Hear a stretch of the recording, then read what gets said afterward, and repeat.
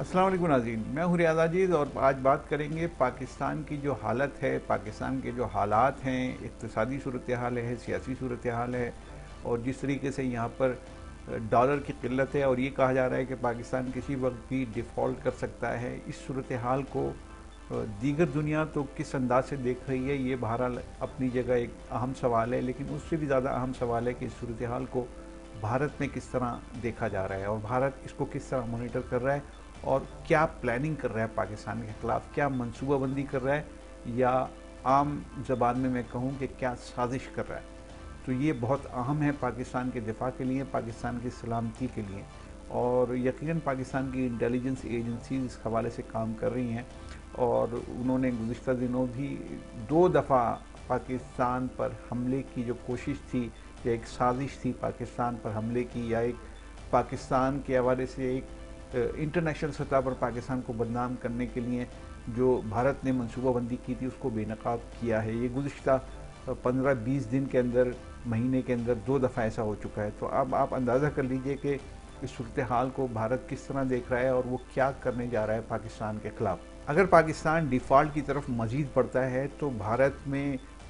खुशियों के शादियाने तो बजेंगे ही, लेकिन उसके अलावा भारत इंटरनेशनल सतह पर पाकिस्तान को बदनाम करने के लिए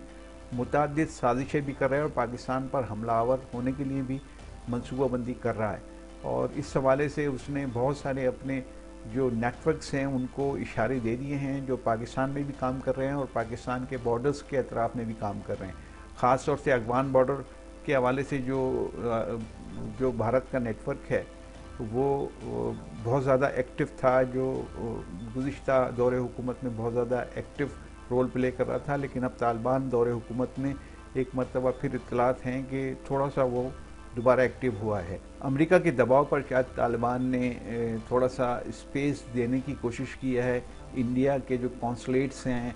पाकिस्तान के बॉर्डर के पास, जो माजी में बहुत तेज़ी से काम कर रहे थे, बहुत एक्टिव थे और उसमें बहुत ज़्यादा रोल प्ले कर रहा था पाकिस्तान की डीस्टेबलाइजेशन के लिए। तो इस सूरत हाल से फ़ायदा उठाने के लिए, मौजूदा पाकिस्तान की जो डीस्टेबलाइजेशन है उससे फ़ायदा उठाने के लिए, मज़ीद पाकिस्तान को डीस्टेबलाइज करने के लिए इंडिया ने भरपूर तैयारियां कर ली हैं। यकीनन इंटेलिजेंस एजेंसीज अपना काम कर रही हैं और उनके पास इस हवाले से मुकम्मल मालूमात भी मौजूद हैं। लेकिन अगर पाकिस्तान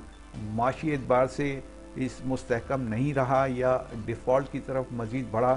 तो उन इंटेलिजेंस एजेंसीज़ के लिए पाकिस्तान का दिफा करना या पाकिस्तान की सिक्योरिटी फोर्सेस के लिए पाकिस्तान का दिफा करना बहुत ज़्यादा मुश्किल हो जाएगा। तो ऐसी सूरत हाल पाकिस्तान के जो हालात हैं, जो माशी हालात हैं, जिस तरफ पाकिस्तान आ गया है उसमें भरपूर तरीके से इंडिया अपना हिस्सा डालने की कोशिश कर रहा है और तैयारी हो रही है। और इधर जो पाकिस्तान का जो बॉर्डर है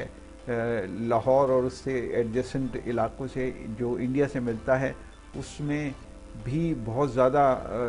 जो एक्टिविटीज़ हैं उसके आसपास वो देखी जा रही हैं और वो इंतज़ार कर रहा है बहुत गहरी नज़र रखे हुए कि पाकिस्तान जैसे ही खुदा न खास्ता अगर डिफ़ॉल्ट करता है तो फिर उसमें वहाँ से क्या रद्दअमल आना है, क्या वहाँ पे तैयारियाँ हो रही हैं, किस तरीके की वहाँ पे खुशियाँ मनाई जा रही हैं और किस तरीके के वहाँ इक़दामात होने के इम्कानात हैं। भारत अपना काम कर रहा है और बहुत ख़तरनाक अंदाज से पाकिस्तान को डीस्टेबलाइज़ करने के लिए अपने एजेंडे पे बहुत तेज़ी से गामज़न है और यहाँ पर जो मौजूद उसके नेटवर्क्स हैं उनको भी उसने बहुत ज़्यादा एक्टिव कर दिया है। हालिया दिनों में जो दहशतगर्दी बढ़ी है पाकिस्तान में उसका भी एक सबब यही है कि पाकिस्तान कितने महाज़ों पर लड़ेगा। एक तो माशी महाज पर पाकिस्तान जो है वो तकरीबन डिफ़ॉल्ट के करीब है, दूसरा सियासी महाज है जो इमरान खान और मौजूदा हुकूमत के दरमियान एक टसल है, उसकी वजह से बहुत ज़्यादा टेंशन है और समझ में नहीं आ रहा कि आने वाले दिनों में होगा क्या। और तीसरा महाज जो है वो दिफाई हवाले से है। पाकिस्तान की दिफाई पोजीशन ऐसी है कि अगर वो कोई ऑपरेशन की तरफ जाते हैं ये तालिबान की टीटीपी के ख़िलाफ़ तो उस सूरत में भी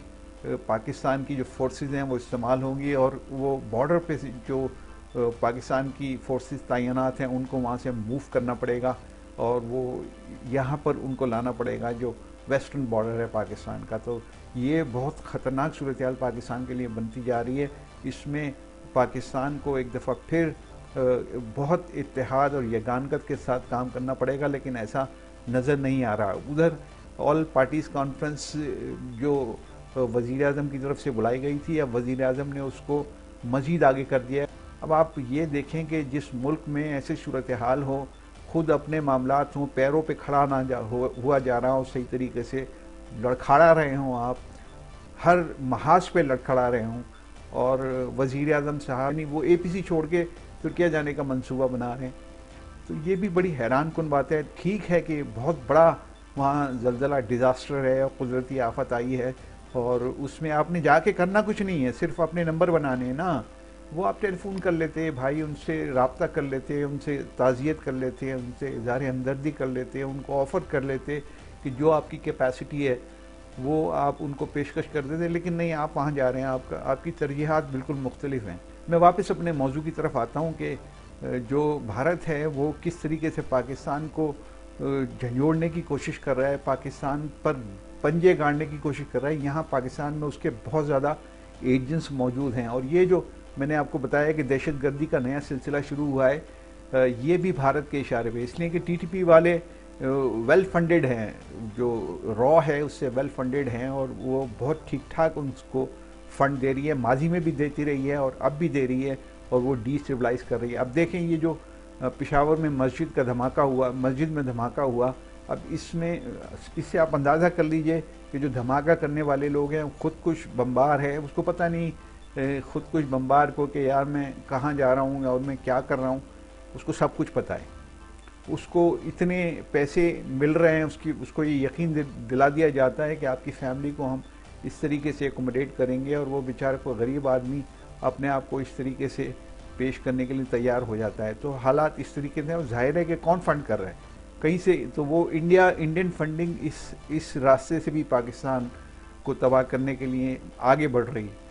अब पाकिस्तान के जो ज़िम्मेदार लोग हैं, सियासतदान हैं, जो अशराफिया है, जजेस हैं, और ख़ास तौर से इस्टेब्लिशमेंट यानी फ़ौज है, उसको तमाम एंगल्स पर अब ये सोचना पड़ेगा कि पाकिस्तान को बचाने के लिए क्या क्या करना चाहिए, और भारतीय मंसूबों से या भारतीय साजिशों से बचने के लिए क्या करना पड़ेगा, कैसे पाकिस्तान की बका मुमकिन है और पाकिस्तान की सलामती मुमकिन है। इस हवाले से सर जोड़ कर बैठना पड़ेगा, और जो APC बुलाई गई थी उसको आगे बढ़ाना कतई तौर पर गैर मुनासिब है। बहरहाल वो आगे बढ़ा दी गई है, लेकिन जब भी वो APC हो उसमें तमाम उमूर ख़ास तौर से भारत के एंगल से कि भारत पाकिस्तान के ख़िलाफ़ क्या साजिशें कर रहा है, मौजूदा हालात के पेश नज़र, सियासी हालात के पेश नज़र, माशी हालात के पेश नज़र, इक़्तिसादी हालात के और दिफाई हालात के पेश नज़र, पाकिस्तान के ख़िलाफ़ जो भारत साजिशें कर रहा है उसका पाकिस्तान को जवाब कैसे देना है। इजाज़त चाहता हूँ। अल्लाह हाफ़िज़।